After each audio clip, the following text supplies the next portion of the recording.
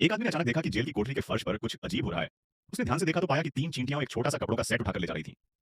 इससे पहले कि वह कुछ समझ पाता, वे कपड़े अचानक हजारों गुना बड़े हो गए। आदमी हैरान रह गया। तभी चींटियों ने जमीन पर काउंटडाउन जैसा संकेत बनाया, मानो उसे कुछ करने का इशारा कर रही हो। उधर जेल का गार्ड उसकी ओर बढ़ रहा था। आदमी को सब समझ में आ गया और उसने तुरंत वे कपड़े पहन लिए। जैसे ही काउंटडाउन खत्म होने वाला था, उसने आखिरी हेलमेट भी पहन लिया। जब गार्ड कोठरी के दरवाजे पर पहुंचा तो अंदर कोई दिखाई नहीं दिया। हैरान गार्ड ने पास जाकर देखा, लेकिन उसे पता नहीं था कि वह आदमी अब चींटी हीरो बन चुका था और उसके पैरों के नीचे से भाग रहा था। एक शानदार स्लाइड मारते हुए वह दरवाजे की दरार से बाहर निकल गया। लेकिन जैसे ही वह सीढ़ियों से उतरकर भागने लगा, सामने चींटियों की विशाल सेना दिखाई दी। ये देखकर उसकी घिघी बन गई।